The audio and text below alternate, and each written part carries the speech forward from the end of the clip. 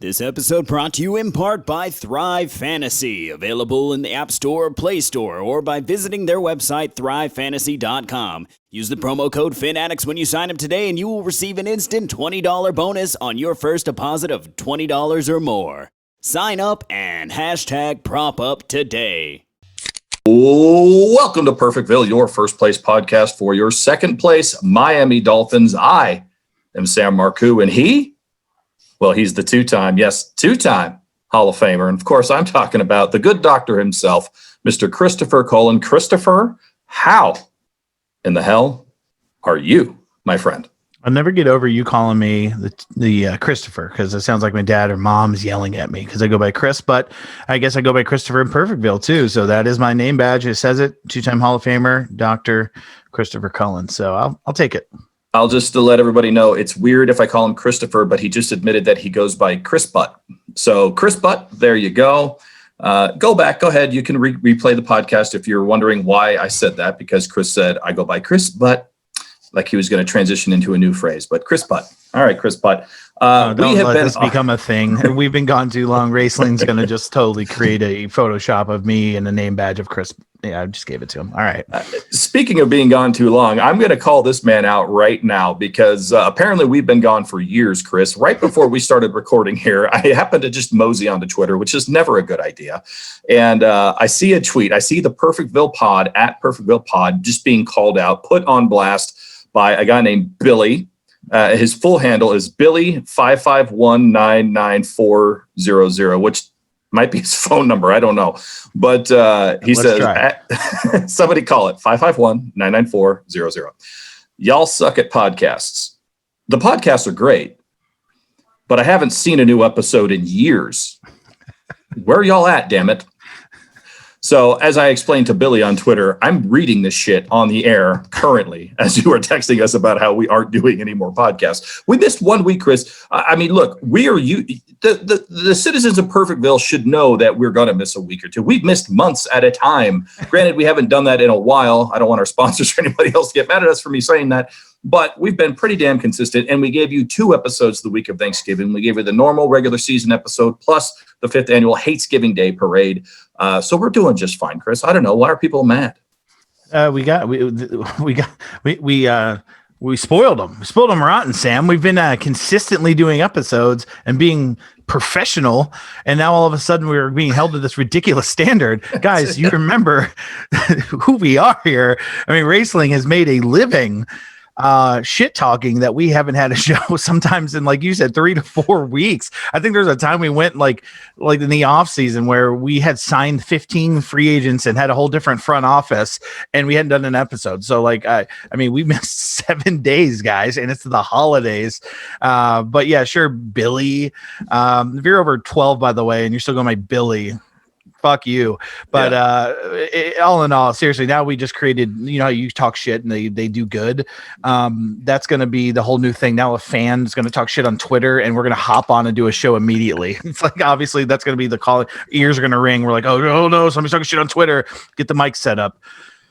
That's right. You can't go by Billy. Take it from a guy who goes by Chris Butt. Okay. Speaking of Twitter, Chris, I actually put out last week, I don't know if you saw this or not, but I put out a poll that just said, hey, we missed a week. Whose fault is it? Is it Chris's fault or is it Sam's fault? I don't know if you saw that or not. I voted. I voted. Oh, you voted? So did I. And true to form, I was just going to let the citizens choose, right? Whoever won the poll, it was going to be their fault. It was going to be your fault or my fault. Wouldn't you know it, Chris? I checked the poll results. Dead fucking tie. We had the same amount of votes for you as we did for me. So nothing's been settled. Apparently, it's just both of our faults that we missed last week. Well, at least it wasn't Sam Sucks Dick or whatever the fuck Sam was, like, for the name of the mascot when they wrote it in. That was great. That was like Dick Butt. Oh, that was Dick Butt was actually one of the finalists next to Aronde Baxton. And then, one of them, somebody just wrote in "fuck you, Sam," like over and over and over again. That was like the second place. I was like, what are we going to name our mascot? Fuck you, Sam. Okay, well, that seems like it's bad at marketing. That's going to be tough to merchandise. Yeah. Get your own sip sack, fuck you, Sam. Huh? What's that logo look like? It's just going to be a big baggie over a middle finger like you're seeing right now. Speaking of that, Travis Wingfield, who was actually a part of naming that, which I forgot, he reminded me the other day. He's like, I named Aronde Baxton. I'm like, I actually think he did. Yeah, I think that's right. He put a tease. He doesn't do? Like, really? Can we have this one, Travis? No, he doesn't return my phone calls anymore. I know that. I'm kidding. He actually does. Travis is listening to this right now. Like, bullshit. But I was talking to him the other day. Or no, I was looking at his tweet the other day, and he put a tease on there, right? And he was like, "Oh, I found this interesting stat about defense, but I'm not going to tell you about it now. You're going to have to listen to the show." And I got mad. I was like, "You motherfucker!" And then everyone's like, "Yeah, leave it to Perfectville to get mad at somebody else for not giving the information when all we do is do teases and then never actually show up with the actual event." So we're still waiting on the 3rd annual Finzies. Anyway. I forgot about that.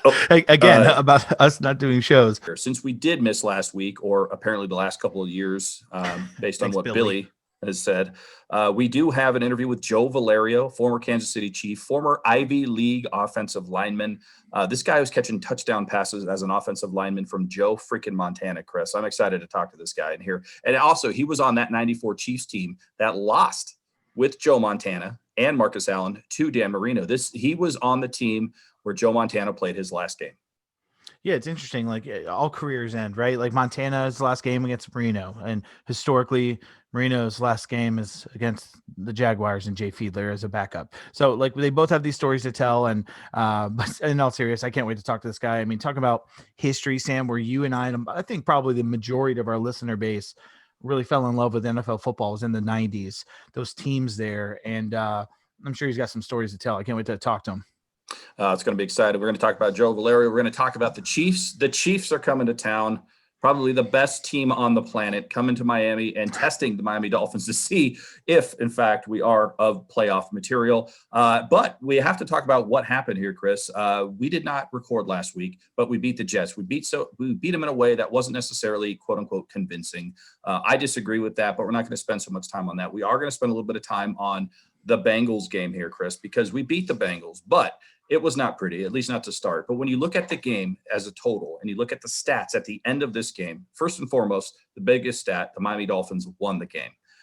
Second of all, the Miami Dolphins are now 8-4 going into December. The last time the Miami Dolphins were 8-4 was 2003, Chris. It's been 17 years, almost 2 decades since the Miami Dolphins were good enough to be 8-4. So let's all just keep this in perspective right now. One of the things that I keep hearing, Chris, is that this is year 2 of the rebuild for the Miami Dolphins. This is year 1, ladies and gentlemen. This is not year 2. Last year was not a rebuilding year. Last year was a teardown year. That was a demo year. We got everything off, all the bad wood, all the rotted wood, threw it into the dumpster. This is year 1 of the rebuild, and we're 8-4. We haven't thrown an interception since week 6 against the Jets. Okay, we're going into week 14. We've had 2 months of interception-free football, which I probably shouldn't say, Chris, because now all of a sudden knock on wood, throw. Please. Yeah, exactly. 4. But the point of this is Tua had 296 yards passing in this game against the Bengals. So basically a 300-yard game.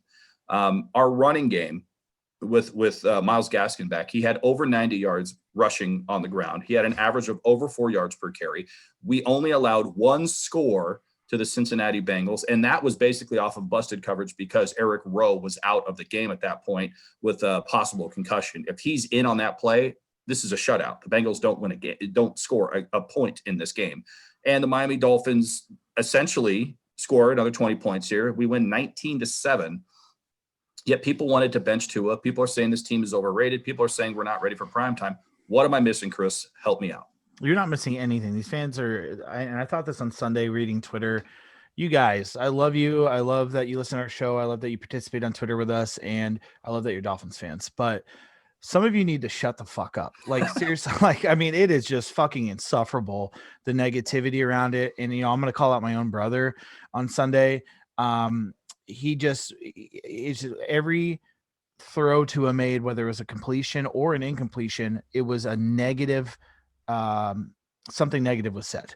And it's just like, can we just sit back and think about where we are and think about where we were 2 years ago and a year ago and think about all the changes that have been made and the young guys we have on our roster and just fucking enjoy this a little bit? Can we enjoy this a little bit? All right. Like, everybody got too excited when Burrow and Herbert came out and they're like throwing around 350 yards and 3 touchdowns and fucking losing, by the way, with these guys with talent, with Keenan Allen and Mike Williams on their team and Austin Eckler and AJ Green and T. Higgins and Giovanni Bernard are on the Bengals, all this talent. And then here we go. Tua kind of comes in, and we got Parker, we got Gesicki. Oh, we lose Preston Williams. We have 0 running backs. Literally, they called me and asked if I could play running back this week in the shape I'm in. They're like, seriously, Chris, please, like anybody. So that's how bad that is. 3 rookie offensive linemen, and we're like, oh, hey, Tua didn't throw it for 400 yards. Let's fucking bench him and try somebody else. I'm so sick of this fan base waiting for Dan Marino and wanting Dan Marino, and no one else is good enough. Newsflash, Dan Marino, picture right here, he has 0 rings. The ultimate thing is a championship, and that just is proof that you need more than just an elite level quarterback. We need a team around the guy. He came out second half, up tempo. We went no huddle. He's making quick reads, accurate throws, making things happen in a pocket while getting out of the way of the pass rush. I'm neither a Tua stan or a negative guy. I love Tannehill, so it's not like I'm like marrying the next guy. Let's just fucking enjoy this. We're 8-4, like you said, Sam. Christmas is weeks away. Very quick few weeks away, and we're in the hunt in this thing. Not even in the hunt right now. We're the second wild card team. Are you kidding me? So why are we bitching? Why are we nitpicking? Why are we not just enjoying this? We came out, won a game that we normally lose in these circumstances, right? Like you're playing a backup, you're playing down to the level of the team that you're going against. Nope, not us, not with the playoffs on the line. And here we go with a big test with the Chiefs coming in. Shut the fuck up, fan base, and enjoy this shit. If you have nothing nice to say or fun to say, keep it quiet. Keep it quiet. And, look, Tua is a rookie. I think we all have to keep this in perspective. He's a rookie who's coming off of a devastating injury. He has not been asked to do what Justin Herbert has been asked to do. He's not been asked to do what Joe Burrow was doing before. Oh, by the way, Joe Burrow's out, by the way. He's injured. He's gone. He's throwing it 50 times a game and giving 50 opportunities a game for a defense to hit him. You guys got to understand we're doing the smart thing here, and we're still winning. And we're still not throwing interceptions. Sam, you mentioned it. It's been months. What the hell are we complaining about? Do you know what team this is that we're rooting for? Get excited. Exactly. Look, the team is not perfect. The team needs to score more. They do need to close out some of these drives. They tend to get down into the red zone and they get stifled, and we have to have Jason Sanders come out. That is frustrating. I get that. I understand that. But I'm telling you right now, last year, we're not even getting into the red zone. We're not even getting the opportunity to kick field goals at that point. We're lucky if we could end on a punt as opposed to a fumble or an interception. I did read something, Chris, that I thought was kind of interesting when it comes to Tua. And then we're going to get going because we have Joe Valerio joining us. And then after that, we are going to talk all things Chiefs Dolphins here in 2020. Does Tua need to throw his first interception? And the question I'm asking is, some people feel that he is being tentative because he's too afraid of making a mistake. And that is why he's missing badly in some cases, because he is missing some throws badly, because he doesn't want to throw it into a tight window and have an interception happen. And some people are positing, Chris, that if he does that, if he throws the interception and realizes that he lives to fight another day, will that loosen him up? And all of a sudden he can start trusting his instincts, trusting his arm, and throwing it where, and otherwise he might not throw the ball currently. It's the most ridiculous thing I've ever heard. And here's why. Do you remember the Rams game when he threw it through a guy's hands? Like literally threw it through his hands. And then we play the Cardinals and he's against the grain. He's running away, lofts this ball up, and I'm watching it live and I'm like, who the fuck is he throwing this to? And it drops between 3 defenders to Mike Gesicki, who catches it on a sliding run. He threw a absolute dime to Jakeem Grant, by the way, which you saw him late and went, oh shit, threw it. The most accurate deep ball I've seen since Marino, because Tannehill couldn't throw it deep. It was the throws he's making are fine. I don't understand. Did you see that Parker throw when he dodged the guy in the pocket last week and he ran to the left and threw it between 4 diving hands? What are we talking about here that he's not forcing the ball into tight windows and he needs to throw his first interception? How about this? How about he throws none? Ever, and we just keep fucking winning games, and he throws for 300 yards, because if Jakeem Grant catches that, these stat nerds that are sitting here like, well, he hasn't even passed 300 yards yet, are completely wrong, because he's over 350 with Grant's catch. And then sitting here, you think about the movie Happy Gilmore where he sucks at putting. He's just like, oh yeah, hole in one. I'm just going to just hit it in the first try every time. And Chubbs Peterson's like, good plan. Why do we want him to like throw bad throws to get that monkey off his back? This isn't Steve Young. If he's not throwing interceptions, fucking just keep not throwing interceptions. That sounds great. We're winning ball games. That's the most ridiculous thing I've heard. If you watch the tape, he is not tentative. He's throwing it in the tight windows. Just he's having rookie mistakes and he's not Jesus Christ. And he's maybe missing a couple throws. Like, what are we talking about here? I just named 3 off the top hand and I'm like 5 beers deep. Like, let's watch the actual 22 tape. And he's throwing plenty of throws in contestation. Like, so no, absolutely not. That's the most ridiculous thing I've ever heard. Oh my gosh. So a couple of things. We somehow managed to crowbar Steve fucking Young into yet another episode of Perfectville. Somebody out there, I wish we had an intern, Chris, that could just tally up all the different Steve Young references we've had over the last 5 years. I think it's a lot. Number 2, that rant was so perfect because you were so lucid and just you were nailing every single point, and then right at the end you made up a word, which is such a Sam and Chris thing to do on this Perfectville. Contestation is not a word. I know it wasn't, but I didn't want to mess up. It's like I blacked out in old school when he's just like doing the debate. I'm like, this is gonna be so good. Like I'm gonna nail it and end it on this clip. It sucks, but but it's the best. It's the best. That might be the teaser clip for this entire episode. I'm not sure yet, but anyway, look, we beat the Bengals. We beat all the teams we're supposed to beat, with maybe the exception of the Denver Broncos. This team is 8-4. They're the 6th seed in the playoffs. Were it to end right now. And, oh, by the way, the team that they would be playing if the playoffs started today, Chris, the Kansas City Chiefs. So not only are the Miami Dolphins good enough to be in the playoffs, that we're going to get a preview of what it would be like to be against those Kansas City Chiefs if everything remains the same between now and the rest of the season. We're going to talk about the Kansas City Chiefs here in 2020. We're going to talk about the Kansas City Chiefs in 1994, 1993 with our guest right after these words, Mr. Joe Valerio. We're going to go pay some bills and go pee some urine, and then we'll be back right after these words. Additional support comes from our friends at Manscaped, the winning name in men's below-the-belt trimming, offering engineered tools for your family jewels. Jingle balls to the walls, fellas. The holiday season has come once more, so return those pubes to the times of yore. Get yourself the gift of shaving this holiday season with the Manscaped Perfect Package 3.0. You've skipped the tricks, now avoid the nicks. With the Lawnmower 3.0's proprietary advanced skin-safe technology, this trimmer cuts on your nuts. Not to mention its waterproof power so you can shave in the shower. Also included in the Perfect Package is the Crop Preserver, an anti-chafing ball deodorant and moisturizer, the Crop Reviver for quick spritz refreshing, a pair of Manscaped high-performance anti-chafing boxers, and a t-shirt. Go to manscaped.com and use the promo code FINSUP to save an instant 20% and get free shipping. 'Tis the season to trim the trees and feel the breeze between your knees. Manscaped, your balls will thank you. Joining us now is former Kansas City Chiefs player. This man has caught touchdown passes from legends like Joe Montana. And of course, when you think of Joe Montana throwing touchdown passes, of course you think of an offensive lineman for the Kansas City Chiefs, Mr. Joe Valerio. Joining us now, host of the BLEAV Chiefs podcast, former player and Chief. I don't know, what do you call the alumni for the Chiefs there, Joe? Do you guys have a name? The formal name for the Chiefs alumni are the Chiefs Ambassadors. So they're actually a formal group in Kansas City. I actually live in the Philadelphia area, so I don't get back as frequently as I'd like. But yeah, the Chiefs Ambassadors are a great group and one of the most vibrant in the NFL for sure. Yeah, I've heard forever that the place that you have to go tailgate when you can tailgate is to go to Arrowhead Stadium and just hang out with the Chiefs fan. They're number 1 or number 2 on my bucket list to get done for sure.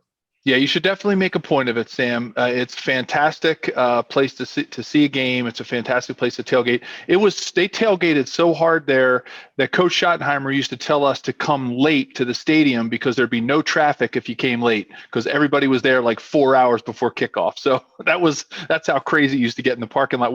Players got there later than the fans. See, that's a true coach and mentor right there. Not only is he doing the X's and O's, not only is he game planning, but he's let you know how to beat traffic patterns in Kansas City on game day. That's a true mentor right there. Yeah, Coach Marty Schottenheimer was the complete coach for sure. So is that the guy? you were obviously surrounded in your playing days with some veterans. I mean, I think Joe Montana was in his late 30s by the time he joined the Chiefs. You were coming up out of Penn, probably in your early to mid 20s, if I'm not mistaken.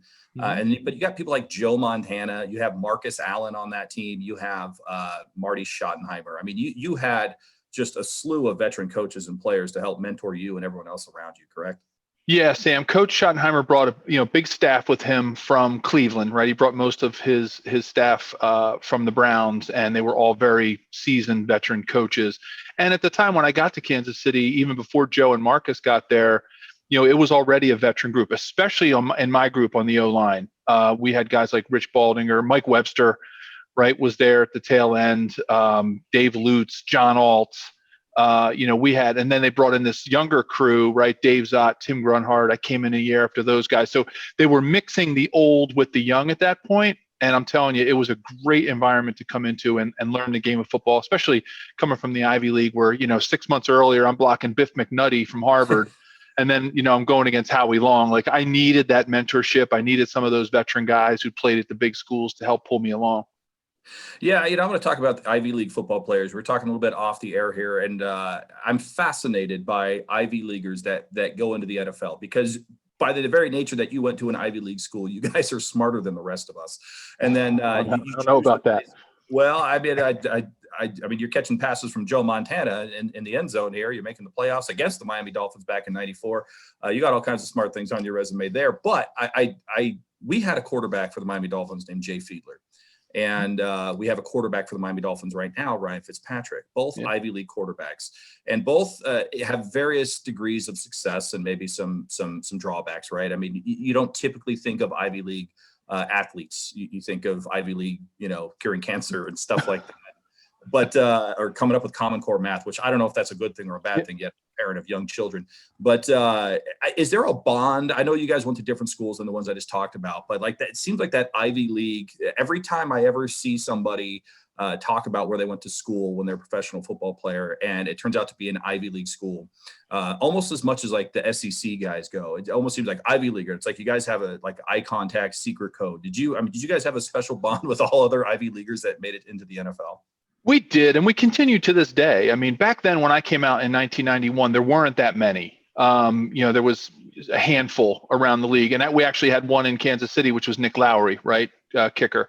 But there really weren't that many. So I don't want to pat myself on the back and call myself a trailblazer, but I think there was a group of us that kind of during those late 80s, early 90s, kind of like weaved our way in or wedged our way into the NFL.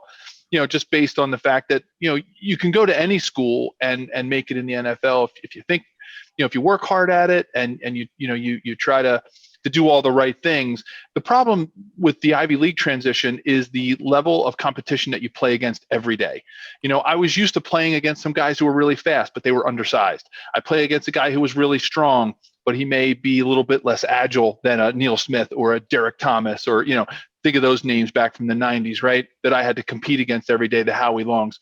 I might have played against a guy who was really strong and, great bench presser, but like he didn't have the feet that somebody who played at Nebraska or Oklahoma or Notre Dame had. So I never played against that total package. And that was what took me a couple of years to really, get used to playing. I think on the offensive line, it was a little bit more of a struggle. I think at quarterback, some of the skill positions, if you have those specific talents, it's a position where you don't have to really mature into like you do when you're playing up front, and with Fitzmagic, I always say you can always tell a Harvard man, you just can't tell him much. And that's what we used to say at Penn. But I really do. We do have a group, there's a hashtag called One Ivy. We do stick together every year. They have a big Ivy League Association dinner in New York. Well, we didn't this year, obviously, because of COVID, but we will get back to that someday soon. It's a tight community. I think when you see an Ivy League player who does it in the NFL and they're making their way, another Florida player, Tampa Bay Buccaneers, Justin Watson's a good friend of mine, went to Penn. Greg Van Roten for the Panthers is making a lot of impact. Brandon Copeland just made the Forbes 30 under 30, list. He was with the Patriots, had a nice run with the Jets. So we've got some guys out, our Kevin Stefanski, the head coach of the Browns, is a Penn grad, Penn coach, worked his way through and made it to the NFL. So we really do take pride in it. Long answer to a pretty short question, Sam. We do take a lot of pride in it, but that's our Ivy League guys, right? We like to talk. We like to get the words out there. Hey, Joe, how different is a locker room your rookie year from Penn to Kansas City with SEC guys, with ACC guys, with undrafted guys from all these different colleges and places. Maybe didn't even actually go to school. Bobby Bowden, and the Florida State, they're going there, and they're how different is that atmosphere, culture? Oh, it was first of all, I was in awe of a lot of these players, right? I watched them on television. I saw them in the big games, the bowl games, the names, Alabama, Notre Dame, Stanford, Michigan, right? And so once you get past the awe part, one of the things that we always had to overcome, especially playing at Penn, is everybody would always ask me, how was it playing for Joe Paterno? And I'd have to say, no, I didn't go to Penn State. I went to the University of Pennsylvania. I'll never forget Neil Smith and I had a bet when in 1994, Penn had an incredibly good basketball team. 2 NBA players. Matt Maloney played with the Suns. Jerome Allen had a great run in the NBA, ended up becoming a coach in the Ivy League. So, Penn is playing Nebraska in the opening round of the NCAA tournament, and I knew this team was capable of beating anybody except maybe the top, 10. And if they played well. So they were an 11 seed. Nebraska was a 5 seed. Neil Smith says, hey, Joe, our schools are playing. Nebraska, we're playing you guys this weekend. You want to put a bet on? I said, let's do it, Neil. $50, you're on. So we put $50 on the game. Come back in on Monday for our workout sessions, in March, for off-season stuff. And he goes, Joe, here's your $50. He goes, I got to ask you one thing. What the heck is a Quaker? So I was like, Neil, what do you mean? He goes, I thought you went to Penn State. He goes, I thought you were Nittany Lion. I was like, well, so that's just one small anecdote, short anecdote about, some of the uphill battle that you have to fight when you go to a school that people don't really know the name of. Well, you talked about Neil Smith. Neil Smith, for me as a kid growing up, was iconic for a couple of reasons. One, he always had the Band-Aid. First guy to do the Band-Aid. Yeah, the Band-Aid over his nose. Yeah, the nasal strip, but for him, it actually looked like a Band-Aid at the time. Well, they were Band-Aids, and they would decorate them, and I think it became more showmanship, Sam, than it did actually being able to help him breathe, like what do they call them, breathe right strips or whatever? Right. Like when guys wear eye black in the dome. Yeah, exactly, right? Or linemen are wearing eye black. Like, what are you doing? Like, yeah. Well, and the other thing, like you said, showmanship. He's the first guy that I can recall that actually had a sack celebration as well. So he would terrify these quarterbacks and he'd get up and it was actually a golf swing. So if you go back and watch the celebrations, it actually looks like a baseball swing, like he's hitting a home run. But I read an article, I don't know, not too long ago, that he was actually a golf swing, which is a terrible golf swing, but I'm not going to tell him anything different. We always thought it was an homage to George Brett, like being a local Kansas City hero. But that's what we always thought. But, then you find out it's a golf swing. And you're like, Neil, I don't know if I'd ever play golf with you, or I definitely wouldn't pick you on as a scramble partner for sure. Ended up being an homage to Charles Barkley. Yeah, exactly. No kidding, huh? But speaking of, I actually wanted to ask this question too, because along those same lines, a little bit of a trailblazer. I want to read these stats, and I mean this. This is incredible to me. I looked this up when I knew you were coming on the show. You had 4 receptions. I mean, you're an offensive lineman. You're not Sure. paid to catch passes here. You had 4 receptions in your career in the NFL for 7 yards. So maybe not a lot of yak, not a lot of yard after. Yeah. Thank goodness, didn't have to run. But you didn't have to run because those 4 receptions, you had 4 touchdowns. I mean, talk about an effective, efficient pass catcher at that point. I'm trying to think.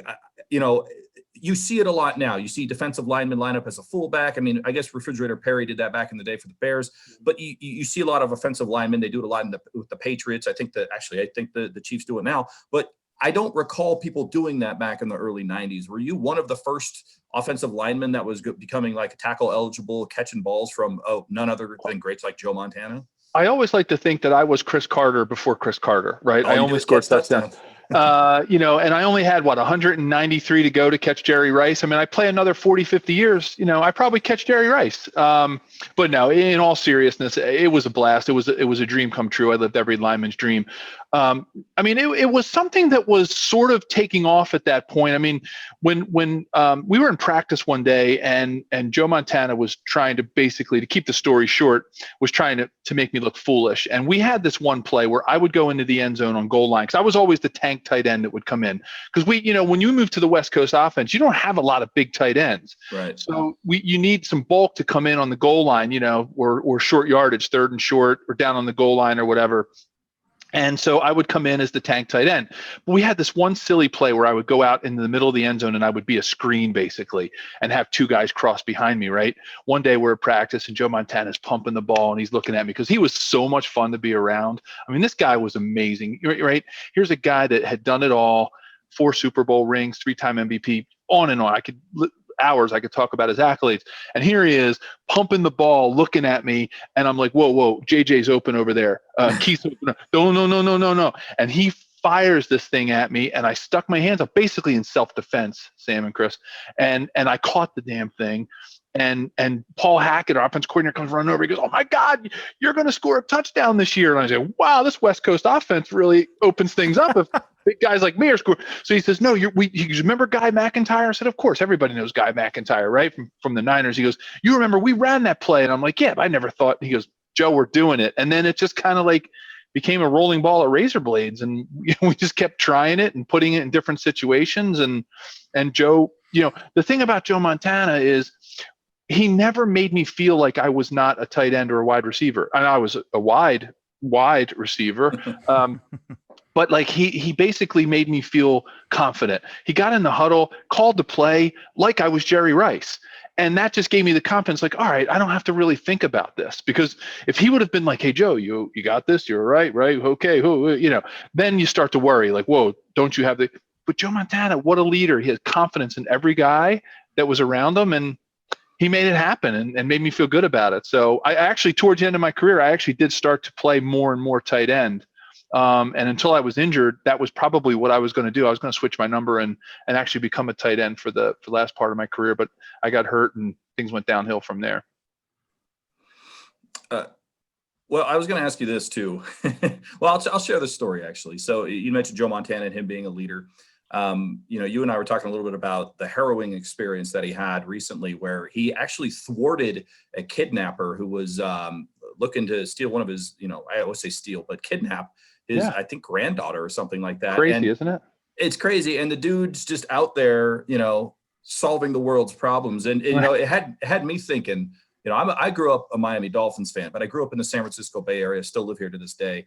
And I grew up around Joe Montana in the 80s. That's all you could hear was Joe Montana. And if there was time for Jerry Rice and John Taylor, then so be it. Maybe Roger Craig and Roddy Lott would get a buy headline there. But it was Joe Montana, Joe Montana, Joe Montana. So much so that I became a hater of Joe Montana.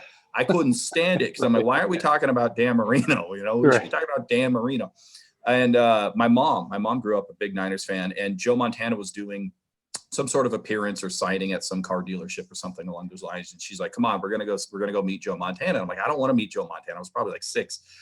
And she goes, "You're going to go meet Joe Montana because someday it's going to be a good story that you're going to be able to tell your children." I'm like, "All right, fine, whatever. I don't really have a choice. I'm getting dragged along." Yeah, right. So I show up there and there's this big long line and there's all these people. And it was like my first time seeing hero worship of a sports player. And it's just like, wow, all these people really love Joe Montana. Yeah. And we get up to the front there, and my mom, being very nice, very gracious, she allows me to go up there by myself. And Joe goes, "Hey, who's your favorite football player?" And I looked him dead in the eye and I go, "Dan Marino." Oh, I love it. And I looked over at my mom, and I've never seen my mom angrier in her life than the moment I said Dan Marino, right? But this is how cool Joe is, to your point. Joe leans into me and goes, "He's my favorite player too." And like, he wasn't offended by it. He just rolled with it. It was like, some stupid kid. Cares, right? But he's just so genuine and nice, and it was like at that point, it's like, well, now I kind of like Joe Montana because we have the same favorite football player, kind of thing. So genuine, yeah. I mean, they had that commercial they did together, right? I mean, I'll just pile on top of your story, Sam, about how genuine he was. My dad was a professional boxer in South Philadelphia and had a good run as a professional back in the late 40s and early 50s, and his workout partner was Joe Giardello, who was the middleweight champ of the world. And when Rocky Marciano came into town to fight Jersey Joe Walcott, my dad had a chance to work with Rocky Marciano, because, Rocky Marciano was only 185, 190 pound heavyweight. So my dad was a middleweight, 165 pounds. And they wanted a fast, speedy guy to get in and spar with Rocky Marciano, because he came to Philadelphia, set up camp at my dad's gym, Olympia Gym. And my dad got to work out with him for several weeks. And I'll never forget Joe meeting my dad, and my dad met Joe in the locker room, Joe's first year there. And my dad, I said, "Hey, Dad, come meet Joe." And my dad was a typical South Philly Italian storyteller, and he's going into this whole thing. He's like, "Hey, Joe, nice to meet you. Good Italian kid, playing quarterback." And he's like, "Oh, nice to meet you." And of course, he calls my dad Mr. Valerio, right? He says, "But I got to tell you," my dad says, "I got to tell you something, Joe. You're not my favorite Italian athlete." And Joe, in just with utter graciousness. Now, my dad was obviously kidding with him, but he goes, "You're not my favorite." He goes, "Back in 1950s, I got to spar with Rocky Marciano." My dad's going into like storytelling mode, and he's got Joe Montana captivated, right? And finally, Joe says, "You know what, Mr. V?" This is a guy calls my dad Mr. V, right? This is the greatest quarterback at the time in the NFL. And he goes, "I got to tell you something." He goes, "I'd rather hang out with Rocky Marciano than a schlub like me." And he just had that thing. Like, he just had it, like, that, that you couldn't not like him, regardless of whether you were a Niners fan, a Chiefs fan, just a football fan. He was just one of those guys that he made the NFL better, not just the teams he was on. In many respects, he made the if you want to call it the current NFL. I mean, he was one of those marketable stars in the 80s that, took a team to a dynasty along with Bill Walsh and everybody else. I mean, those were fantastic teams, but, it's awesome that you got a chance to play with him. You were on the team where Montana and Marino faced off in the AFC playoffs, correct? Were 1994. Yeah, it was Joe's last game. And, it was a rough loss down there that we had in Miami, especially after we came off that great run in 93, going to the AFC Championship game. And, it was just tough for us to recreate some of that magic. The Dolphins are a really good squad. And, we went down there to old Joe Robbie Stadium, and, we struggled a little bit, and Dan did his thing. And that was like watching those two, not that quarterbacks get out there and fight against each other, right? Everybody says, "Oh, it's the Montana Marino matchup." Like, they don't really play against each other. Right. I always love that when it's a quarterback matchup, but just watching those two legends out there, I was always a huge Dan Marino fan growing up, and, having him being from Pittsburgh and I'm from Philly. And then because of course my dad is always commenting on the Italians that are playing in the NFL, right? Like, he was always a big Dan fan. So yeah, that was a huge thrill, Sam. I really enjoyed that, being part of that game. Would have been nice to come out of there with a win for Joe's, but it's got to end sometime. And it was a good matchup for sure. Yeah, and you're talking about that was a playoff game, Chiefs Dolphins. We're now in week 14 of the current 2020 season. And if the playoffs were to start today, Joe, the first round matchup would actually be the Chiefs and the Dolphins as it currently stands. So we've got a little bit of a playoff preview, a little bit of reminiscing back to the 94 season. But here we are, I would say, minimum two good teams. The Chiefs are on another planet. Obviously, the defending champions have the best player on the planet in Patrick Mahomes. All kinds of talent around him. Walk me through this team here. Where is the weak spot, and how can we exploit it as Miami Dolphins? Yeah. Well, no, I'm going to give a lot of credit to the Dolphins and what they've done. Right, they're 7-1 over the last, obviously since they had that little bit of a rough start, right? So they've won 7 games, and I think where the Chiefs can be exposed, obviously, is it's got to be their defense, right? It's really hard to stop their offense once it gets going. I think the thing that defenses struggle with Patrick Mahomes is, even when you get pressure on him, he has a sixth sense about finding that open spot, right? Whether it's sidestepping or rolling out or dropping back further because he trusts his arm strength so much. It's not like a Tom Brady stand back there, pump the ball, get pressure in his face. Like, that's how the Eagles beat, the Patriots in that Super Bowl several years ago. And that's how you beat those kind of quarterbacks, right? It's how you beat the inexperienced quarterbacks, right? You pressure them, you make them make bad decisions. And for some reason, as young as he is, Patrick just doesn't make those mistakes. So offensively, they're tough to expose because they stretch the field horizontally and vertically with their speed.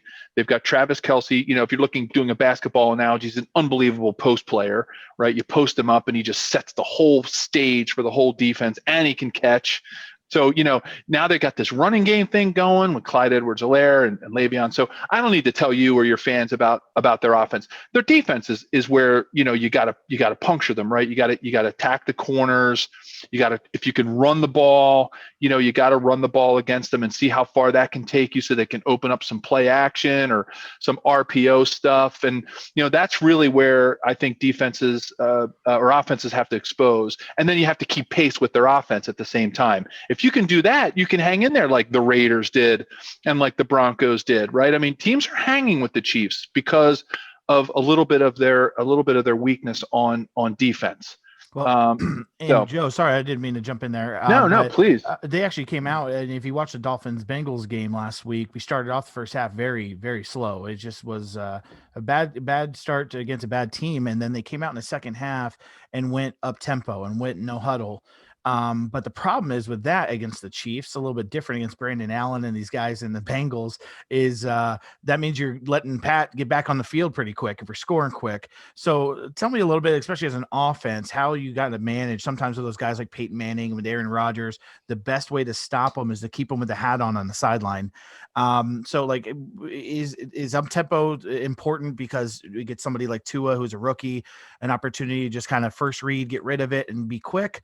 But you also have to juggle that strategy of not letting Pat Mahomes get on the field too quickly.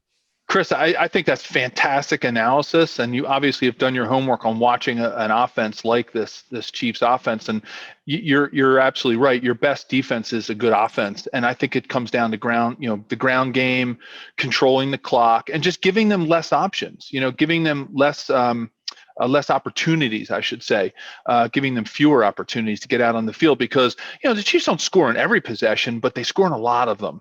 And, last week, obviously against the Broncos, it was a lot of field goals. They were having a little bit of trouble when the field got short, which I think teams are starting to learn how to defend all that speed as the field gets short, because you can't stretch it every direction, right? When you're beyond somebody's 30-yard line, right? So when you're 30 yards and from the 30-yard line in on your own territory, think about how big the field is.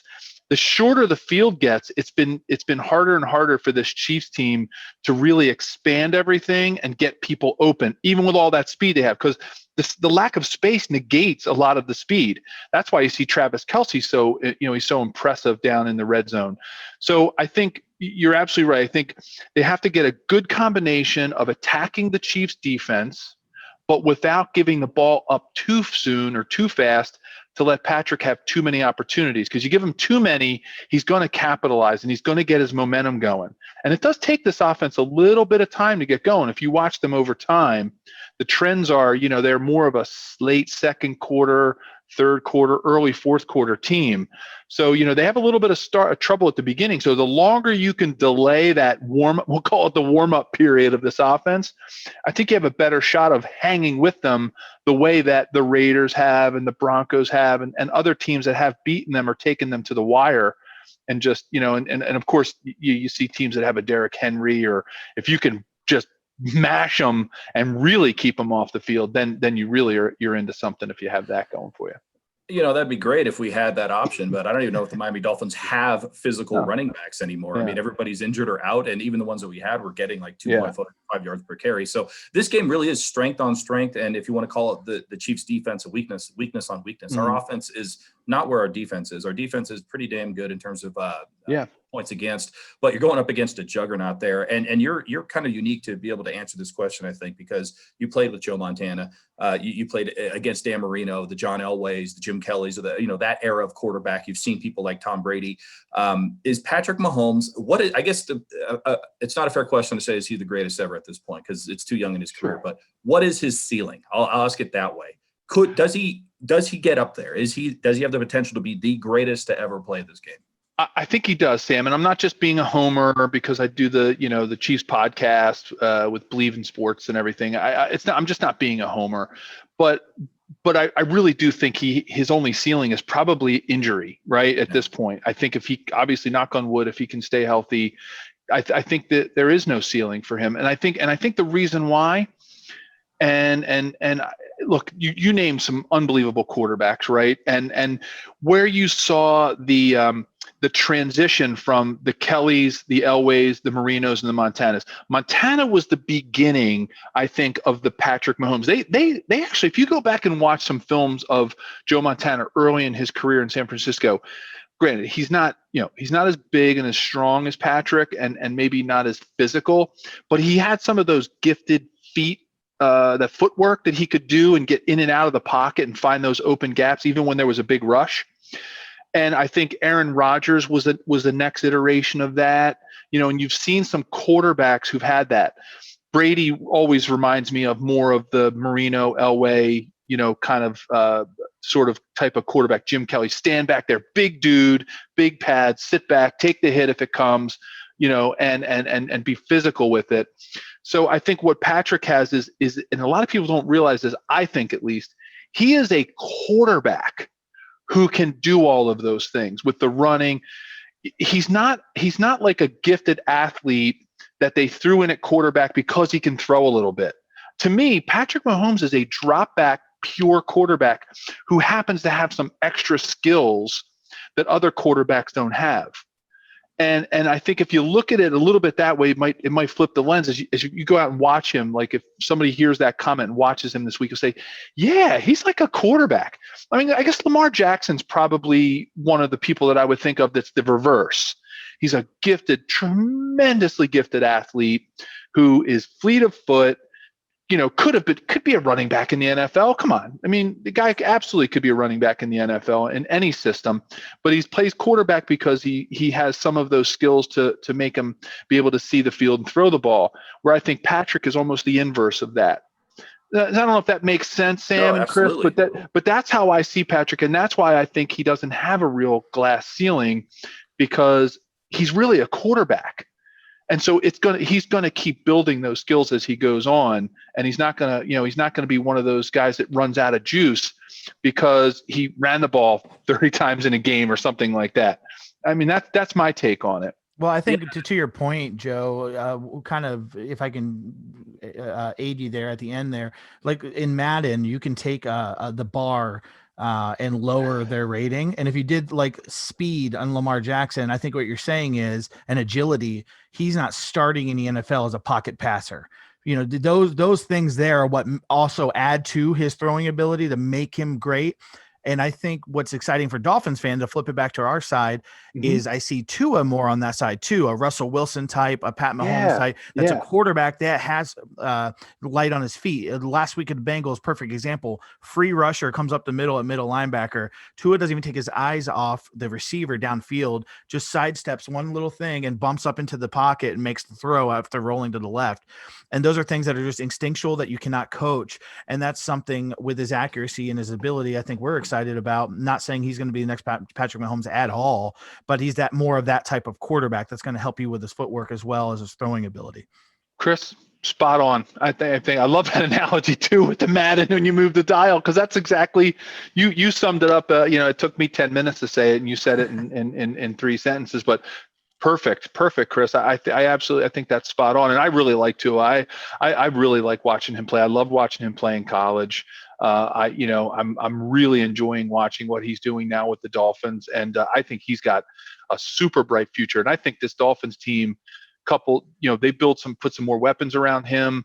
They get fantastic. I think their defense is, from a cornerback perspective, I think Byron Jones and Xavier Howard are really getting it done. I like Kyle Van Noy. I think at linebacker. I mean, they're I think they got the right personnel for their 3-4 defense.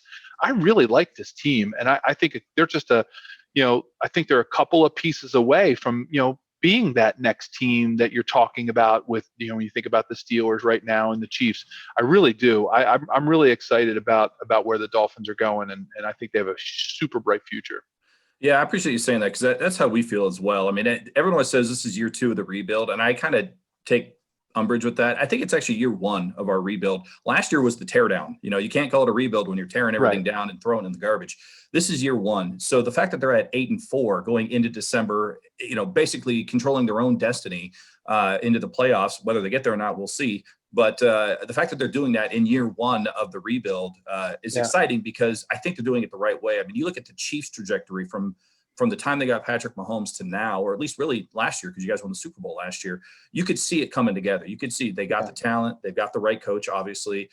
They just got to keep building. They just got to keep building. Maybe get a couple lucky breaks. I mean, the Dolphins have had some lucky breaks this year as well. But you could just see all the talent coming together, combine it with good coaching and great leadership, and all of a sudden, boom, fireworks are going off for the Chiefs, and here you guys are enjoying, a very, very great amount of success, and rightfully so. But you mentioned a lot of Miami Dolphins players. This is my last question for you, Joe. Who is it, other than maybe Tua, because you'd mentioned and talked about Tua, when you look at this team right now and you go, okay, they're coming to town on Sunday, we're playing them on Sunday. Who's the player, either offense or defense, that you go, the Chiefs better be aware of that guy? Because if they're not aware of that guy, it's going to be a problem. Who's the guy that comes to mind when I say that? Well, I don't want to take the easy way out, Sam, Chris. But what I think fans really need to watch in this game is I think they need to watch the line. And of course, I'm a lineman. What else am I going to say, right? I think this game, and I think the Dolphins have a ton of players that can make a huge impact in this game. Obviously, I think Emmanuel Ogbah, right, coming off of having been a Chief. I think that's a neat matchup to watch. So I think that's somebody he's going to know a little bit about the system, and I think he's going to know a little bit about how to. I'd really focus in on Emmanuel, but I think what they really need to watch is how does this defensive line of the Dolphins handle the Chiefs' offensive line, and I'll tell you why. Because if the Chiefs can get their running game going, and once they get that weapon established, it really does open things up for Eric Bieniemy. And I think if the Dolphins defensive line, with Emmanuel being in there, obviously as sort of like an insider, right, knowing what the Chiefs could possibly be doing and maybe knowing some of their line calls and things like that, if they can stop the run, it's really going to increase their chances. And you're going, well, why? The Chiefs then will just pass it. But when they don't have that option going, and you've got cornerbacks like you have that can really put some lockdown, and you've got good cover linebackers like you do that can maybe get on Kelsey. I think it's going to increase the Dolphins' chances of winning against that sort of juggernaut offense. So I really, I always say it, but I think at this time it's even more dramatic that this game is going to be one up front on both sides of the ball. If the Dolphins defensive line can stifle that running game, limit the options that Patrick has from play action and all those things that he likes to have all those tools in his toolbox. If they can do that, I think it's a game where they definitely increase their percentages of winning the game on the Dolphins side. So I think everybody needs to watch that matchup up front. And another thing too about this Dolphins team, Sam, Chris, don't forget, September is the new training camp. So that beginning of the season for this team, you have to discount it. These last 7 wins they've had since then are really telling you what this team is all about. We almost need to forget about September for most teams because it's become the new training camp, right? Especially in COVID times. So I'm telling you, I'm really bullish on this Miami team, and I think they're going to give the Chiefs fits on this weekend. Hey Joe, last one for me, and this is non-football related, but I got to tell you, it's been an absolute pleasure talking to you because you remind me a lot of my grandfather was born in he's from South Philly, and nice. my mom was born in Bucks County, Pennsylvania. Oh wow! Yep. So he's a huge Eagles fan. He would have been absolute friggin' tickled pink to know I was having you on a podcast and talking to you because he's just all about Philly and stories of Philly and just all that kind of stuff. And he loved rubbing it in my face. He's a Phillies fan. I'm a Marlins fan. He's an Eagles fan. I'm a Dolphins fan. So we'd always, go back and forth. And man, he could run his mouth. And I miss him a lot. But he would have been really excited to have you on the show. Well, Chris, that's very nice of you to say. That's an honor that you would say that and represent your dad that way. And it's a great. I love this town. My wife and I moved back here when we finished our career in Kansas City, and then my little cup of coffee I had with the Rams. But my wife and I went to high school together. we knew that we were going to come back to Philadelphia eventually. It's a great, it's a great place. It's Philly, right? It's gritty, right? It's gritty. The Flyers mascot. That's what we're all about. But I'm a huge sports fan. I'm not somebody who, says, oh, they're the enemy and we're going to kill the Dolphins. I mean, I love watching all teams develop. I love the characters that the NFL creates, and the Dolphins have such a storied tradition. I go back to my my days of watching them as a youth, and the Killer Bees. I mean, yeah. Bob, I was a little bit young. I was like 3 years old in that '72 season. I know a lot of those guys were smoking cigars and tipping their glasses to that Steelers loss. I just Don Shula. You look back at some of the history of the Dolphins, and to me, it's one of the storied franchises, I think, in the NFL that, while they may not have had, Dan Marino never won that Super Bowl, I think he's one of the best players to never have. And I just have a ton of respect for what they're doing now and what they've always done in Miami with their sports scene. And, it's pretty exciting what's going on with the Dolphins now. So thanks for saying that, Chris. Much appreciated. Absolutely. Yeah, well, I agree with you. I think they are a storied franchise. The Chiefs happen to be a storied franchise as well. The first AFC, if you want to call it that, representative in the Super Bowl era was the Kansas City Chiefs, and they are the defending Super Bowl champions. So they've bookmarked the NFL so far over the last, 45, 46 years. And back then, they weren't smoking cigars in their 70s. They were literally smoking cigarettes at halftime of the Super Bowl. Exactly. Yeah. Exactly. Len Dawson with a Coca-Cola in one hand and a cigarette in the other. They're probably looking, going, "Hey, when's this game going to get over? I got to get back to my day job here." Exactly. Now guys are taking IVs and taking the drinks for babies. What the heck are they called? The Pedialyte. Yeah, Pedialyte. Thank you. Or electrolytes, and these guys smoking, drinking a Coke. That's amazing. Yeah, tough dudes, man. I'll tell you, I couldn't have played with those guys for sure. Well, I appreciate you playing with us here today, Joe. Thank you very much. Tell everybody where they can find you. Once again, you're part of the BLEAV Podcast Network, right? BLEAV in Sports. Yep. BLEAV in Sports Network. BLEAV in Chiefs is our podcast. Google that, and we're on all of the major media outlets as far as getting the podcast out there. My partner's Jeff Fedotin.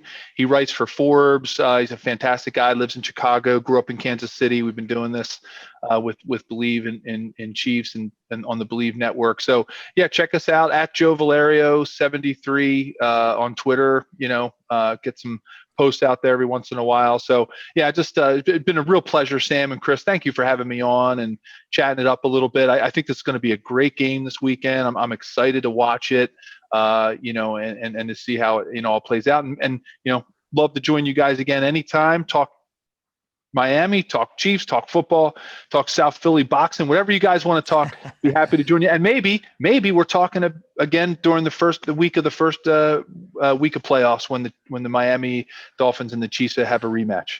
Well, here's hoping that we don't talk until the AFC Championship game. I hope that's the way our bracket's out. I like your thinking, Sam. Yeah, and I'll say this: you just mentioned your co-host there writes for Forbes. You went to an Ivy League school. Remind Chris and I to never get into any sort of trivia contest with you. And if you do come back and you're going to talk about anything other than football, let's just keep economic because you're going to kick our ass if we do that. So that's a smart tandem right there. Oh my God. Well, we should do a duo sometime and we'll have both on. It'd be great. I love it. Sounds well, good. Joe, thank you very much. Chris, anything else for Joe before we let the man get back to his normal activities? No, just be careful in that non-social distance stadium you're in. Yeah, right. Exactly. Right. Great. We can do with these backgrounds. Yeah. If only I were in Kansas City right now. But no, thanks a lot, guys. It was an absolute pleasure and really enjoyed it. Have a safe, happy holiday and best to you guys. And thanks again. Yeah, absolutely, man. We appreciate it. You too, bud. Thank you. Thank you. It was great stories.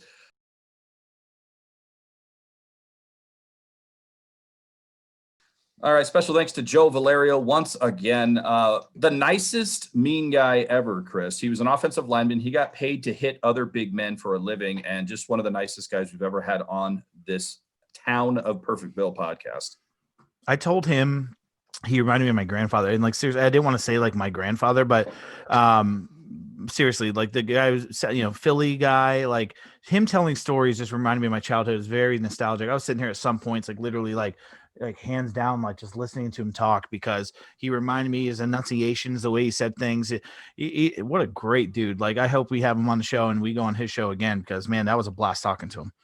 It really was. And if you guys get a chance, check out his podcast. He's very smart. He went to Ivy League. His co-host for the Chiefs is a guy who writes for Forbes magazine. So much smarter, much more intelligent podcast than you and I have here, Chris. Yeah, I've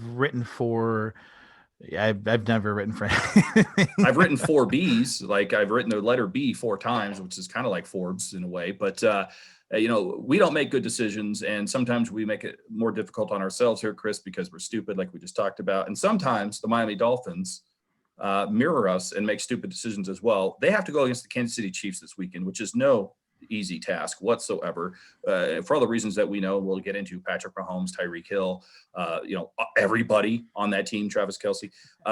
But we also have to do this, Chris, and we might be down a couple of players because, well, Devontae Parker decided to get into a fist fight against the Cincinnati Bengals. Mac Hollins decided to jump in with him. Oh, and then prior to that, Xavier Howard got himself thrown out of the game as well. 2 of our top players, Devontae Parker, Xavier Howard, thrown out of the game against the Bengals. I haven't heard or seen anything yet, Chris, but it's very possible that we go into this Kansas City Chiefs game without 2 of our best players. We might see suspensions for Devontae Parker and or Xavier Howard. Yeah, getting into that is pretty interesting. The Xavier Howard ejection, and to be quite honest, their player, the Bengals players, I thought was absolutely bush league. It was absolutely ridiculous. It's the NFL football. These guys are jawing on sidelines, a couple pushes in the face mask. Joe Valerio could completely be like, dude, the guys were literally like, fisting us in the piles back then, and the referees are like, get up, you pansies. Like, there's no way they're throwing guys out of the game for like hitting a couple face masks. That was ridiculous. I don't think we're losing Xavier Howard. I don't see that as a suspensional offense at all. Devontae Parker, I think, looked worse than it was. I think he was kind of like defending somebody through something, and like a coach got in the way and the coach flopped his ass off. Like, that's what it seemed like to me. The big wigs from NFL Network, Joe Pelissero and Mike Garafolo and Adam Schefter and them are saying right now that, like, doesn't seem like a suspension's on the way, a hefty fine for sure. You never want to see teams leave the bench. But can we talk about how incredible Brian Flores is? Like, can I just please mention Brian Flores as a former player? To see him run on that field, keeping the mask on, by the way, he's not losing money. He went to Boston College. He's not stupid. He's not going to lose any money like John Gruden and hundreds of thousands of dollars in draft picks. Not today. Brian Flores comes out there, mask well fitted, pointing that finger from Brooklyn, and he's like about to whoop somebody's ass and had to get pulled back from his players. Sam, are you kidding me? That locker room after that game, it's guaranteed. It's like one of those Denzel Washington movies where they're all like, dang, coach, like, man, I can't believe you balled out like that. And Flores is like, listen, it's ridiculous. I lost my cool. I shouldn't have done it.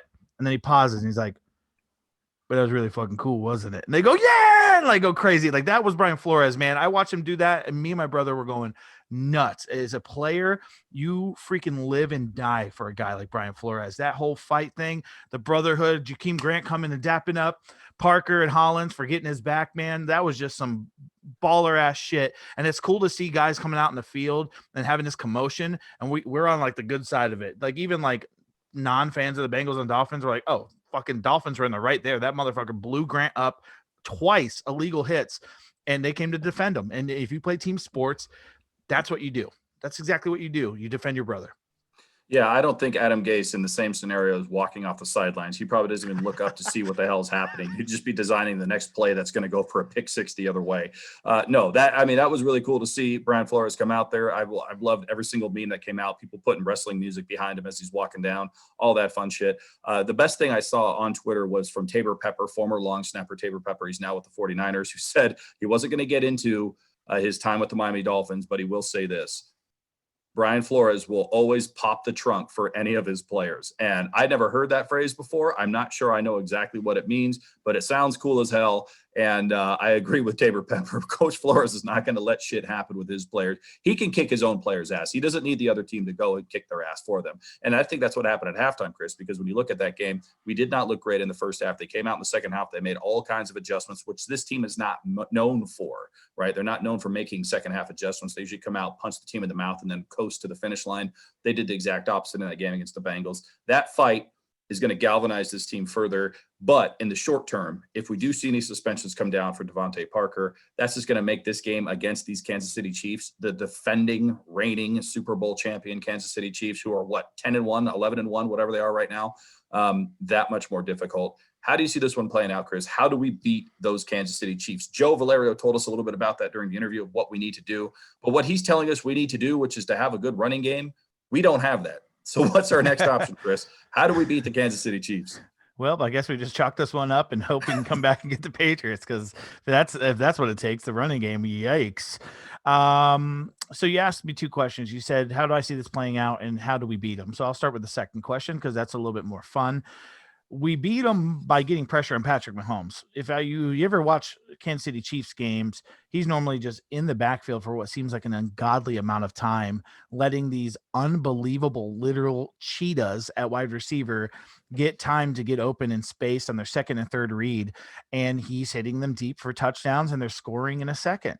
I mentioned it with the interview with Joe, and I said that we need to keep Pat Mahomes off the field. We have to have a long sustaining drives, or at least we need to go punch for punch with them. This is going to be one of those games where either Chan Gailey comes up with this great offensive game plan and all the national media pundits are talking about is that, oh my God, like I can't believe the Dolphins came out and they controlled the clock for X amount of time and they're really efficient, or it's going to be more or less like the Arizona game where we're in a shootout where I feel like we don't win that.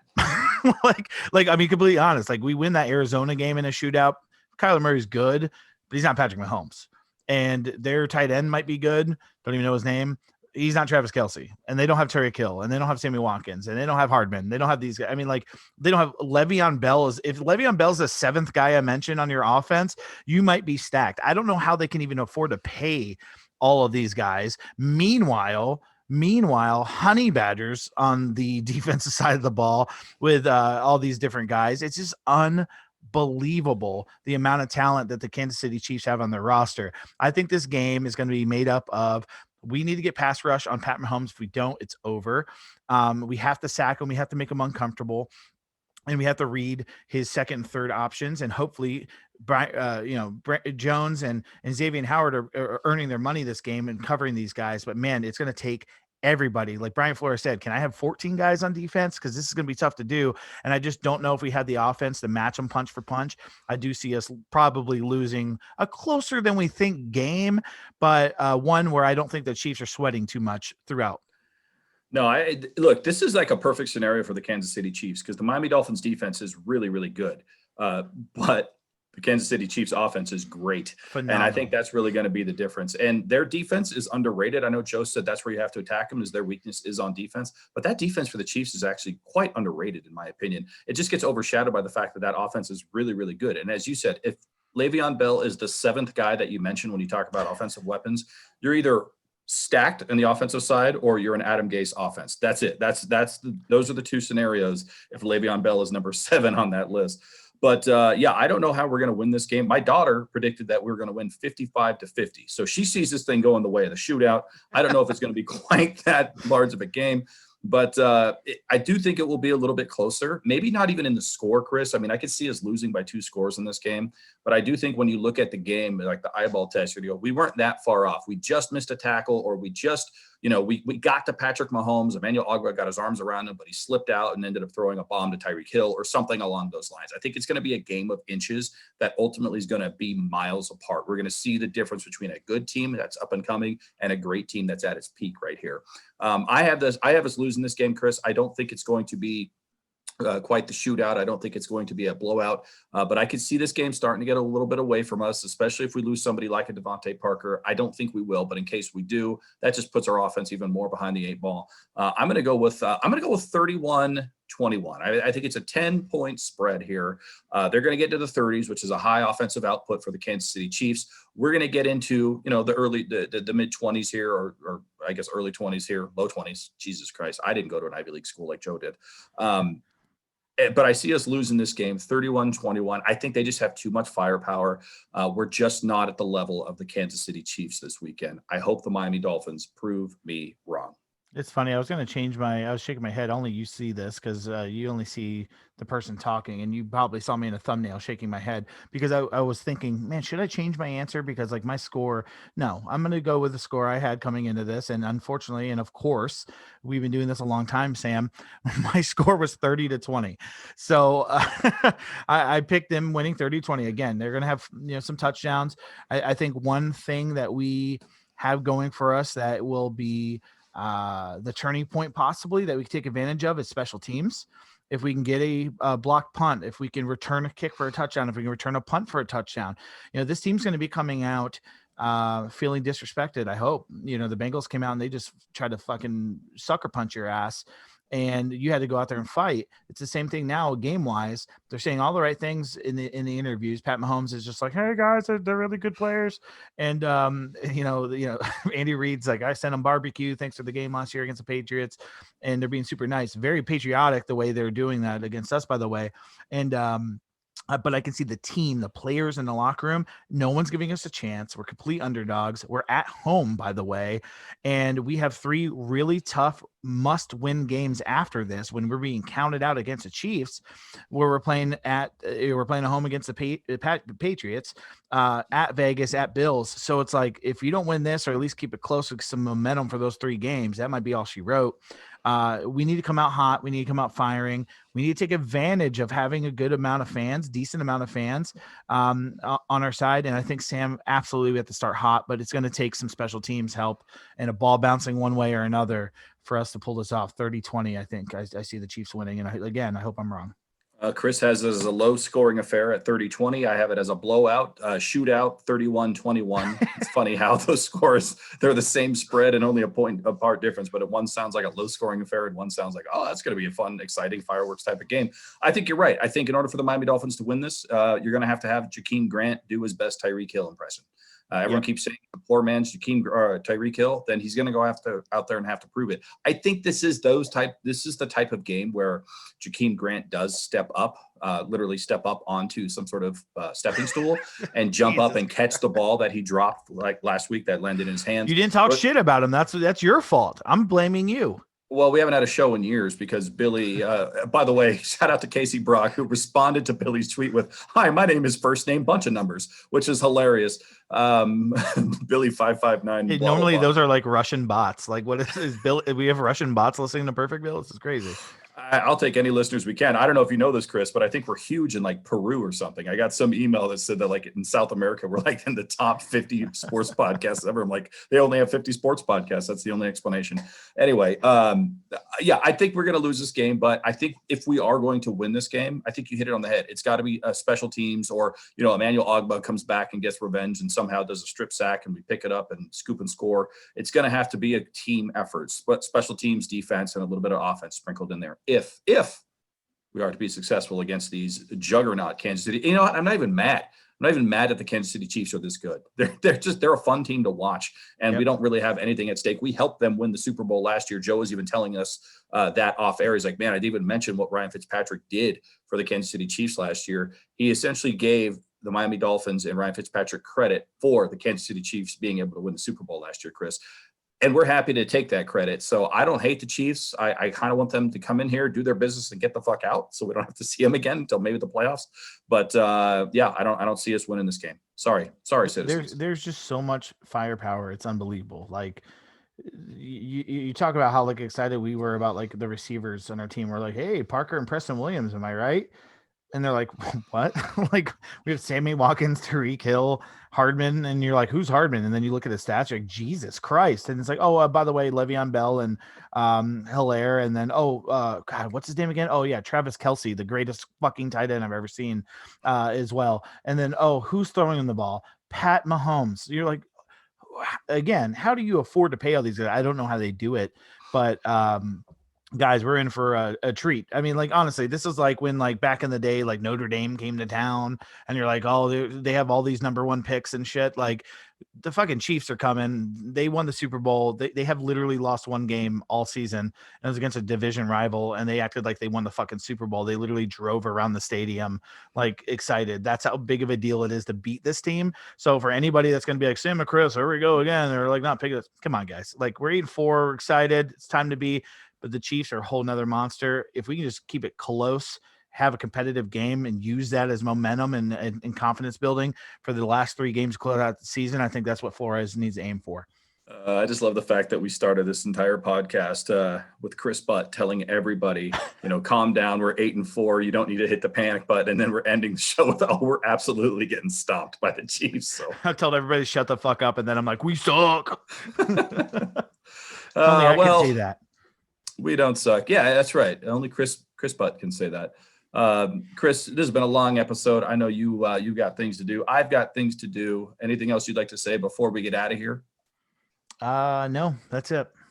Well, on behalf of Chris, the two-time Hall of Famer, myself, and everyone at the Fanatics Network, goodbye from Perfectville. Later.